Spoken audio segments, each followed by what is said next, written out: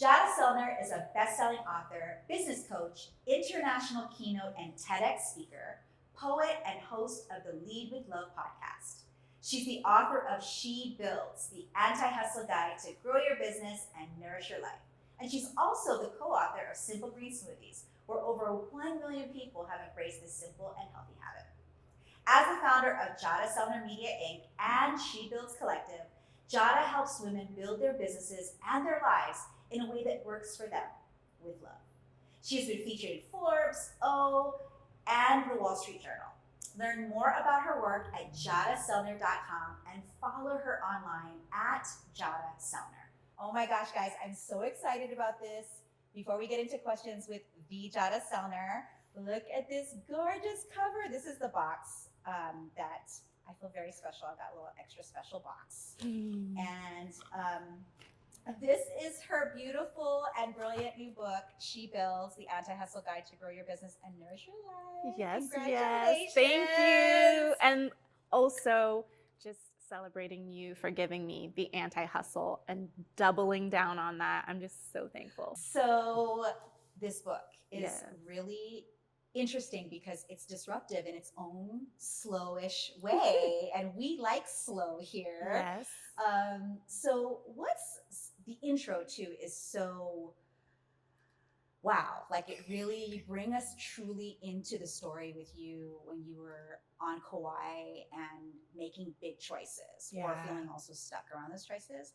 So I'm just curious, what's something that's not in your intro that you want us to know about that was also happening behind the scenes? Yeah, so for me, navigating building this brick and mortar business and me being able to build it in a way, I wanted to do something that I love, have my kid by my side, but the thing that I don't talk about in there is being able to create this business where I had to pivot.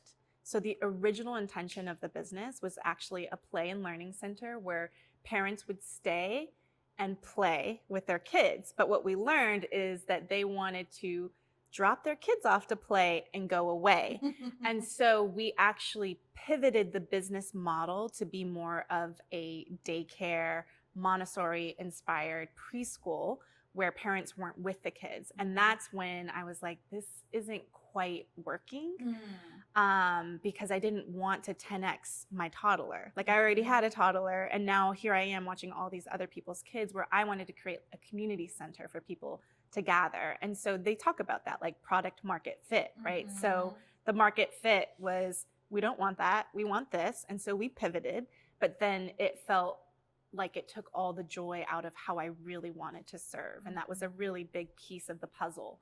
Even working just 4 hours felt so intense. So we really struggled, George and I, because we're like, this isn't what we signed up for. And I think a lot of entrepreneurs go through that, right? Where they start a business and it's like, well, it's not quite hitting. So they try a couple of different things. And then the thing that does hit is actually not aligned with how you want to serve and give in the world. Yeah, wow, that's so good because I think both you and I work with people where they have this one idea and even sometimes it doesn't hit when it hits and they're ready to explode even, you know, by industry standard. And then, but they're just unhappy. And I think that your story, not just then, but even I'm sure you've pivoted since then as well, right? What did you learn? How did you have to be to make that pivot happen? Yes. So I had to be vulnerable. Like brave is the word I want to say because that's like the sexy word, but it was actually vulnerable and sitting in the humility of something not working out. So I remember closing down the brick and mortar space in Kauai, and then I started this parenting blog. And I didn't know anybody online. So all I had was friends and family. And I remember thinking, okay, I'm going to send this email, like straight up, just like an email, not a newsletter or anything like that, but giving people an update like, hey, the thing that I started didn't work out. We're not doing that anymore. Now we're doing this. And there was a level of vulnerability. For me, I was thinking, everyone's going to be like, okay, what is Jadah up to now? I have since gotten over that because I pivot so often in my business because to me, I'm like, where is the joy? Where is the expansion, my creative expression? How can I serve and also make money at the same time? So that's the dance that I'm always chasing, but that it's the vulnerability of letting people know I'm not doing this anymore. I'm doing something else. And I see so many people in that transition. Actually, right now, we know due to like recessions, economy, all of those things, that's when I started the first business. And here we are again in another cycle in this world that we have to pivot and reinvent ourselves and actually let people know what we're up to and not keep it a secret. I love that because it's the vulnerability and the willingness to feel ashamed even though you should not feel ashamed, you know, because shame is such a, especially for me being like having an Asian persuasion, it's very difficult for me to admit or worry about what other people will think. Oh, I love what you said. It's like, are you bouncing around? Are you serious about this thing? And then you hear so many messages out there that say, you have to be consistent for people to trust you. And I think what I love the most about what you're sharing in your book is that you're giving women, especially, permission to explore that joy and also help them communicate their shifts, because that's the hardest part. So that's amazing. Yeah. And I love that you said that, to communicate the shifts. And we have to be willing to let people know what we're up to. Otherwise, you're not going to get paid. That's right. Seen or heard. Yes, you don't have as I say, you don't have a marketing message. I mean, you don't have a marketing problem. You have a messaging problem. And if you don't message the transition, then you're leaving it up to people who don't even understand what you're doing anyway to make their own interpretations. So I love that you're helping frame that in the book and helping women have more courage and vulnerability as you approach that. So your new book, She Builds, The Anti-Hustle Guide to Build Your Business and Nourish Your Life, is now here as we celebrated up front. So tell us what the inspiration was behind the book. Why did you want to write this book now? Yeah, so I've been an entrepreneur for over 14 years, and every single business book that I read was written by mostly, I mean, I'll say mostly to be kind, white men who are Ivy League, college educated, no caregiving responsibilities, parent, spouse, just like single, traveling, jet setting the world. And I didn't see myself in those business books. So there was a little bit of self-doubt that would creep in. I read these books, I'm like, these strategies sound amazing. And is it possible for me with all of the responsibilities that I have? Having a partner, my husband, we've been married for 17 years, having a kid, like all of these decisions that we have to filter in how we build our businesses and our lives. And so I just really believe that representation matters. And so the more diverse voices sharing our unique lived experiences is going to empower and inspire more people, especially women of color. I mean, I'm Black, Chinese, white, like 23andMe. I cover every continent except Australia. And there is no business books written by women, by people of color. Like that's just starting to happen now. And I remember when I was shopping my book deal in the beginning, I think it was like 2018, I was thinking about it and I was like, I want something that's different than what's out there. And my lit agent was like, well, you don't have to put in like the people of color and now, but it's like once I finally sold the deal in 2020, they changed their tune and they're like, yeah, you could highlight that. That's okay. And so I just think it's so interesting because publishing process, there's such a long extended timeline of when things get out in the world. But I feel anti-hustle, talking about burnout and overwhelm is more prevalent today than even 2-3 years ago, which is wild to me. So that was really, for me, is how do we build a business when we care about the people that we love? We don't want to compromise our health and our relationships, because I believe that when we do that, that's not a sustainable business model. Or as you say, it's not sustainable success either. Yes, amazing. So you introduced this really cool, but not so new framework that you're known for, but now all of us get to learn about it in this book called the LOVE. So love framework to help she builders like us through the journey. So can you tell us more about LOVE and what it means to all of us? Yeah. So before we go into the love framework, we have to start from where we're actually coming from. And so we get stuck in this cycle of fear, FEAR. And so we will be on this hamster wheel of forcing, exhaustion, avoidance, rigidity. So kind of finding like, where is the pocket of where you land? I'll share in a minute where I tend to hang out the most when I'm in this fear cycle. But forcing is really that overexerting, efforting, and effort is okay, but not to the point where you are just depleted and have nothing left, or you're trying to make something happen and there's not any true traction. We're like pushing something and nothing is happening. And there's this constant push. And then that moves us into this phase of exhaustion where we're feeling overwhelmed, we're tired, we're burnt out. And when we're burnt out, what do? We avoid, we hide, we like hide under the covers, literally. And for me, that's actually where I hang out the most. You know, if I'm like cozy in my comforter, whatever. So then we get into that avoidance where it's because we're so burnt out, we're so overwhelmed that it's like, I can't even show up for the day. And when we get into that place, then we move into rigidity where we're getting stuck on a plan. Like, okay, I made this plan. And again, you're just constantly like pushing and trying to make something happen instead of being fluid and flexible and allowing yourself to adapt. So if we can move from the cycle of fear and allow ourselves to move into love, and LOVE stands for lead, optimize, visualize, and expand.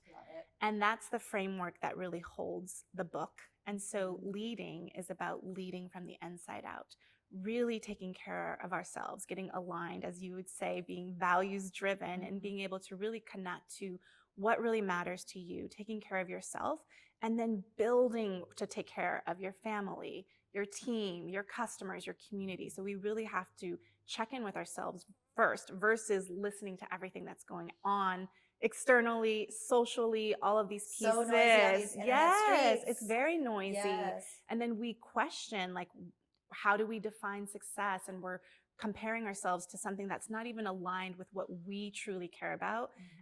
So we want to first focus on lead. And then we can move into optimize.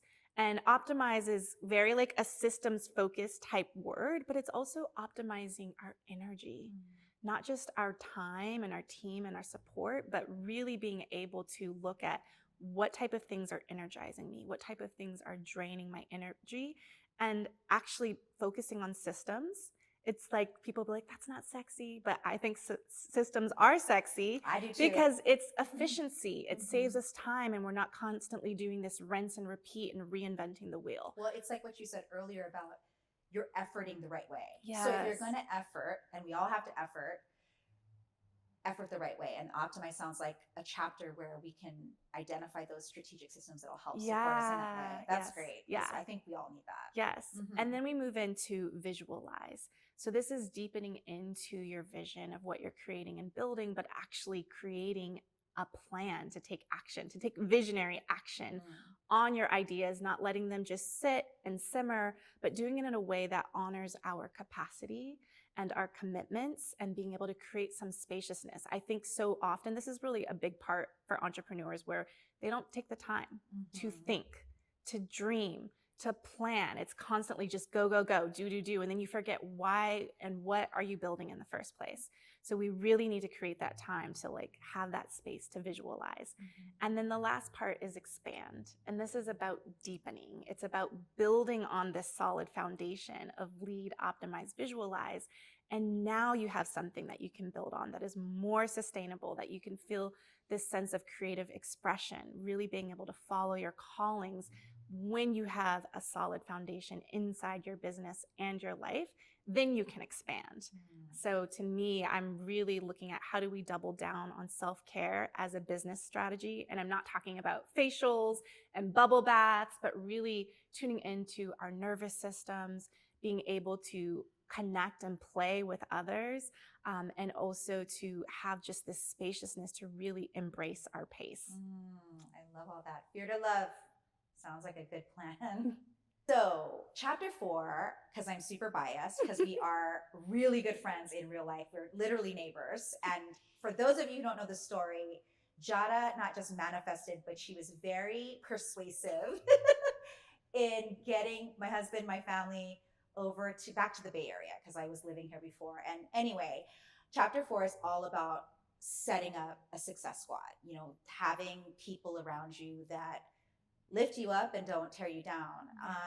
And so we've been soul sisters for years now, which I'm so happy about. And it's literally changed my life for you to be in my life. Yes. And so in the book, though, you categorize the Success Squad into 3 main categories.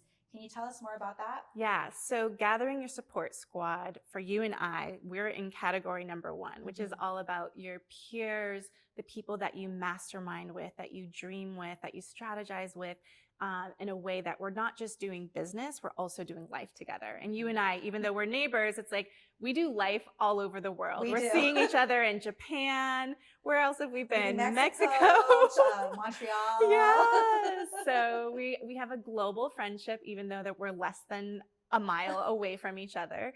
But we really need those people that are rallying for us, that you can send a quick text message, a Voxer message to just lean on and be really vulnerable.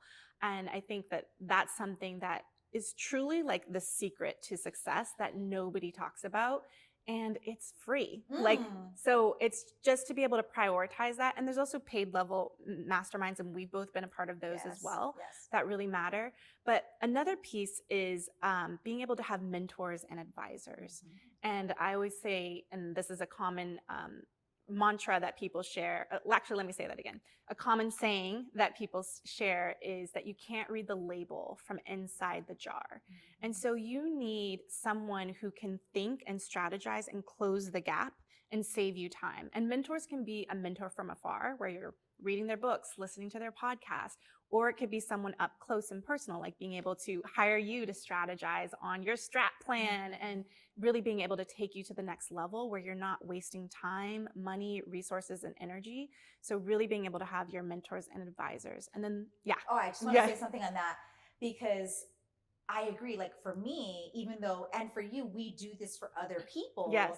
We need people to do that for us because we're inside of our own bottle. Yes. Right? Yes. Our own jar. And so I think there's some weird shame that sometimes comes up. Hey, if you're a top business advisor or coach, you shouldn't need that type of support. But that's a lie that's getting in the way of your growth. And so, and you want somebody who's not just that you trust and also that you respect, but that can hold you in the way that honors your joy too, right? So it's an energy thing too, your relationship with your mentor, as well as skill and competency. So I think when you're choosing, the cool thing is there's a lot of choices now. And I love that in your book, you're giving us guidance on how to choose those people too. So that's great. And something that I say is that leaders need to be held to. So even the smartest, brightest advisors, mentors, we need to be held to have people that can really strategize with us at that next level.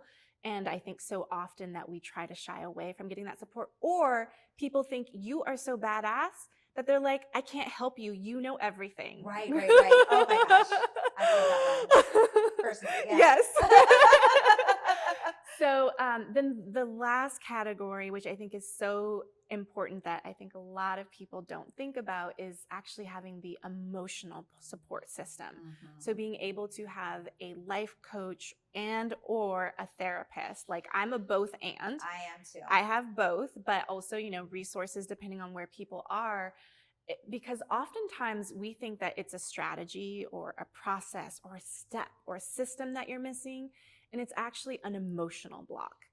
And that's what's holding you back. And so for me, even in this book writing process, like my life coach was on tap. Just what are the emotional things that I need to release, that I need to acknowledge, that I need to name, so that I can get over that and move into action. So if you are feeling stuck and you're like not making progress, but you have taken all the courses, worked with coaches, mentors, masterminds, you might need to tend to some emotional pieces that are going on within and that need to be healed, honored, and acknowledged. So I think that's so important. I love that this book is destigmatizing what we carry. In fact, to bring in another book actually that I'm going to be listening on Audible, is Michelle Obama just wrote a book called The Light We Carry. We're book birthday twins. Oh my gosh! I just love it so much. I'm like, our book babies are coming out on the same day. Total sense. And the book is really about how she faced her own depression and sadness and didn't know how to manage it during the pandemic, and felt like by sharing it vulnerably as a leader that she could invite other women, especially women of color, to not feel ashamed that we need emotional support. Yes. And it is a business strategy. I love that, because for me too, in fact, I think that one of the things that I say is that I don't believe anybody truly has a business problem. They have a personal problem that hasn't been tended to. And that's affecting their ability to implement the strategies, the structures, getting a team member, or having the courage to make bigger moves. So I love that. Yeah. And the reason why you need like the holistic support squad is because what happens is we will start having our friends or our partners try to carry all these roles of holding space for you, holding strategic space, holding social space, and holding emotional space. And they're not qualified. They're not qualified. They just want to do it. They have no desire to do it. They just want their spouse or their mom. That's all they want. They're like, can you not talk about work for a minute? Right. I'm like, but it's so fun to talk about work. That's why we need this and places to talk about our interests and growing our businesses. So best place to ruin your whole vibe is to like talk to your husband about your business. So or even your friends, right? When you're in like a spiral and repeating things, it's like, I mean, we've done that with each other, with 100%. friends. We're like, hey, go talk to your therapist, honey.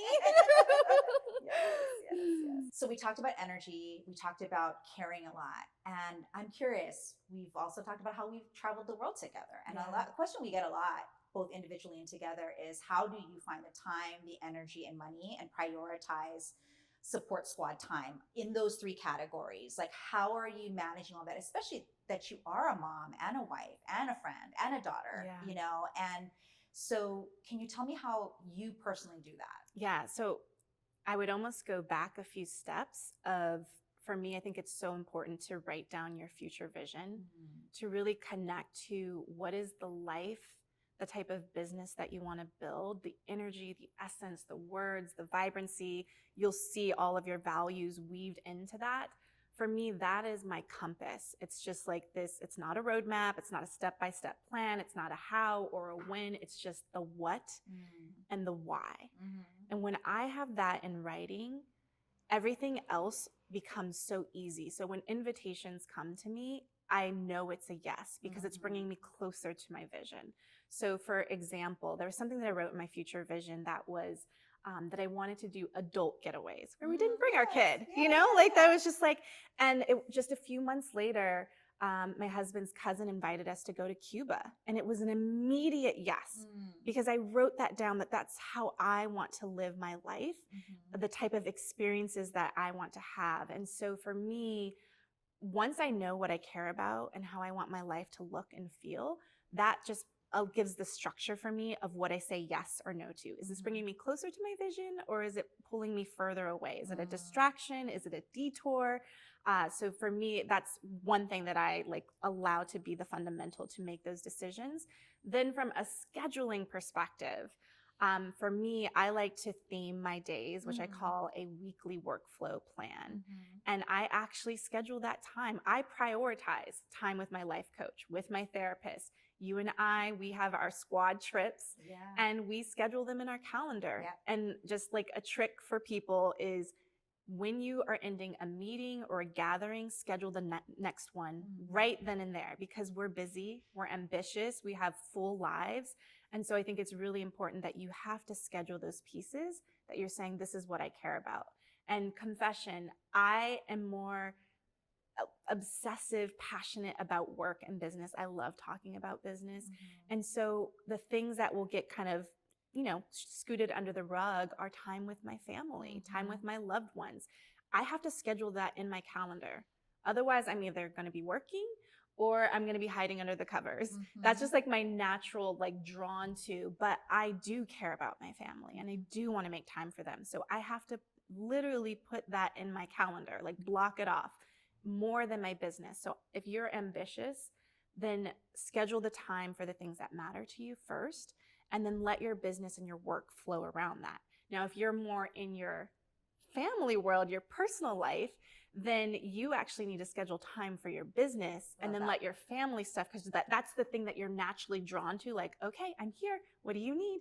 So just paying attention to your own, where are you naturally drawn to that you don't need to schedule it or create structure around, and what's the thing that you're kind of avoiding, resisting. Get that on the calendar, and it might be your personal life versus your professional life. I was going to say that one of the things that I live by is structure creates freedom. And I love that basically those are anchors in your schedule, and you're prioritizing the things that are harder for you to do, right? And being honest about that. And it doesn't mean that you love your family less than your work or vice versa. It's about being honest about yourself. And I remember once, in that tune, I do the same. We're very much alike. That's why we get along so well, because we love talking about business. We like working, but we like working on the right things, and we like pulsing our life around how we want to live. And I wasn't always like that either. But I remember one time my mom called and I said, Mom, I have about 20 minutes before I have to jump into a meeting. And I said it just like that. I didn't say, hey, you have 20 minutes for a call. And I remember her saying to me, I don't want to be something to schedule on your calendar. And it was like, I think that's an example of you could get hit with that by someone you care about. Yes. And it's up to us to communicate and say, well, Mom, this is the time I have. And actually, when I schedule you, it means I want to be present in this moment. Yeah.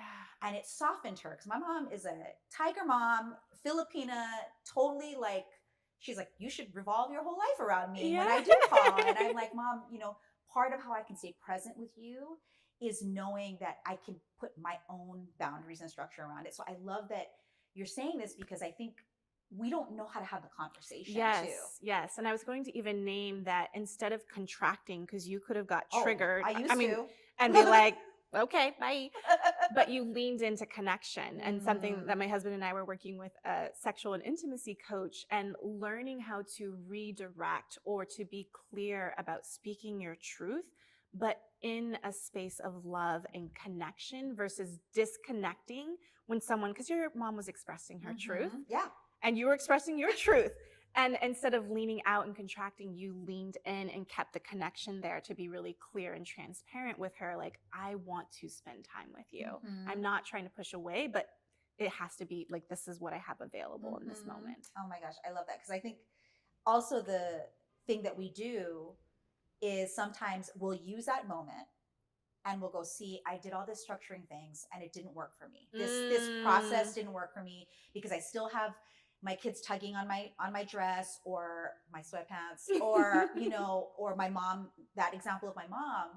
And I think that's what happens too. Sometimes we go and default back to old habits because of that. So I think hopefully us sharing our stories here will encourage you to keep at it and trust the systems and lean into the discomfort of having a conversation.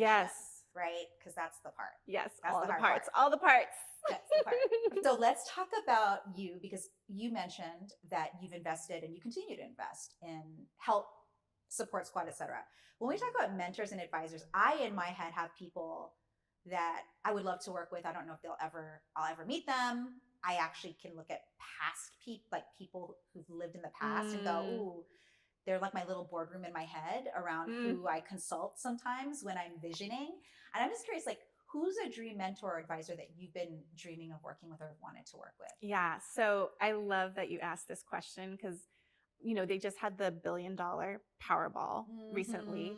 And there was another season of the Powerball, but I have notes in my phone that says like what I would do if I had $1 billion.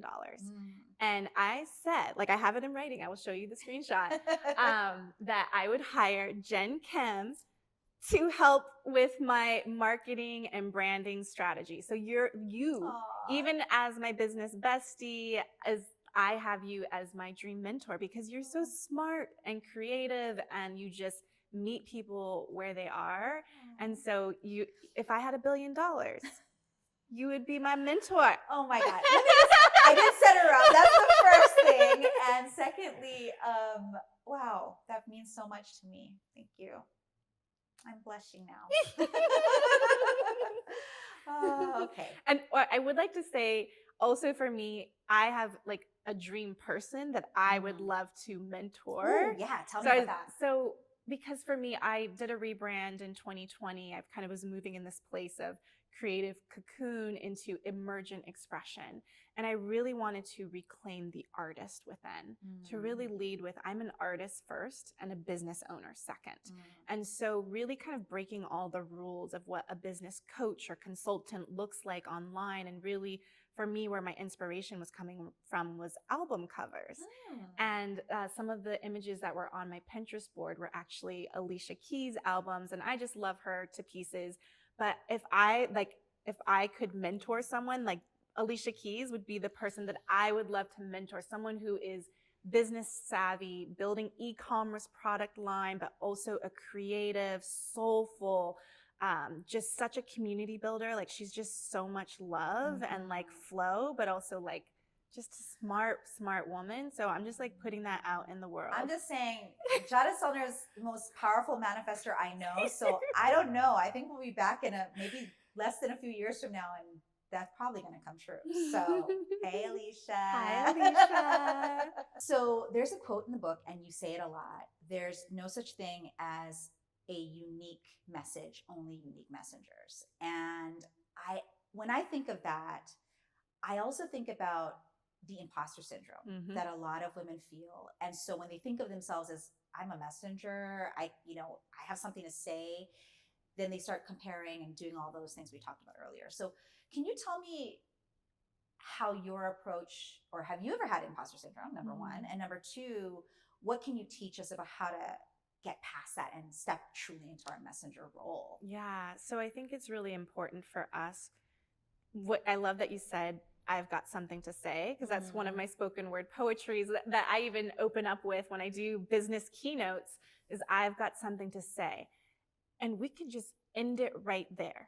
If you have something to say, even if a million trillion other people have said it before, you still deserve to express your voice and to share your truth. So I think that is so important. You know, I had the imposter just in writing this business book. I'm like, well, there's other people. They have bigger businesses than me, have made even more money than me. But then there's someone behind me who's saying the same thing. Like, well, if Jadah's already written a book, then who am I to write this book? And I haven't done these things, or all of these accolades that we try to compare ourselves for. And I think it's really important that we remember, and like looking at the music industry, right? We've got Beyonce, we've got Alicia Keys, we've got all of these different songs. And it's like, we want more music. We want more freshness. And Beyonce can only produce so many albums in her lifetime. And we need more music than that. So, and also I think it's important for us to think about resonant teachers. And so even if someone is already teaching, selling, saying whatever it is that you want to say, sell, or do too, someone's not going to resonate with them. Like they're going to trigger them, or they're not going to align with their values. And so I think it's really important that we need more diverse voices, more diverse teachers and people who sell products, because something's going to speak to someone, and another thing someone else is not going to be so into. And I will also share an example from Simple Green Smoothies, because we weren't the only health and wellness company at that time, definitely not the only people selling green smoothies, but we looked for what were the things that did make us unique, and almost the things that made us unique that almost took away from our credibility. So it's like, we don't have health, nutrition, certification degrees.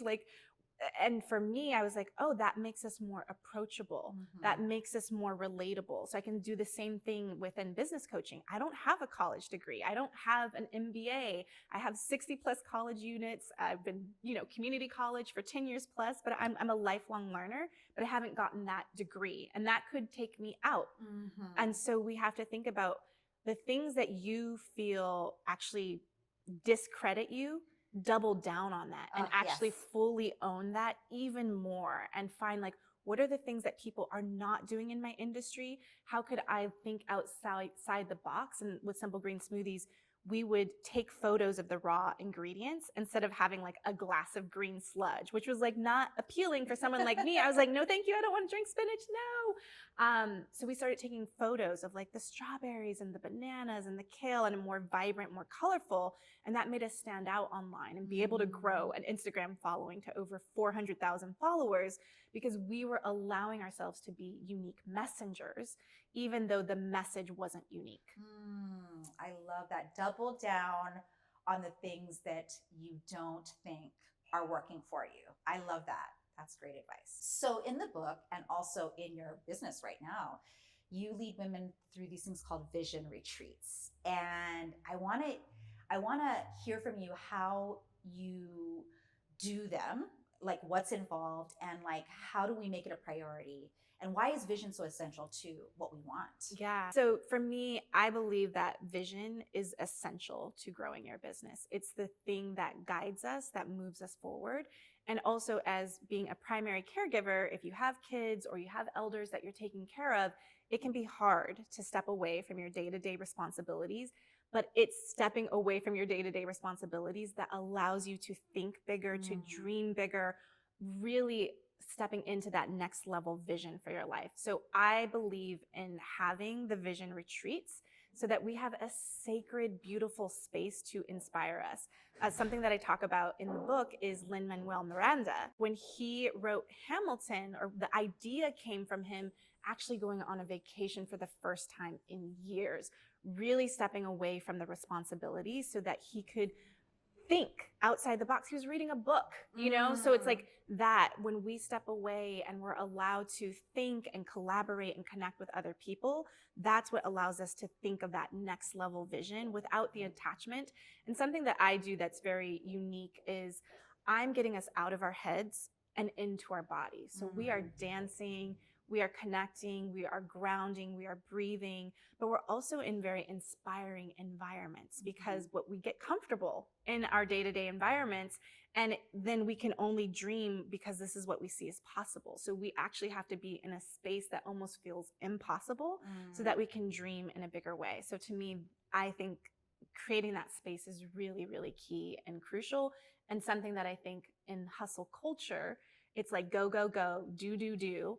And we don't prioritize thinking and planning enough. And we really need to slow ourselves down, create that spaciousness to get really intentional with our plan so that we don't forget why we're building our businesses in the first place. I love it. So pick up the book She Builds and go to one of Jadah's vision retreats because she's the best facilitator vision that I know.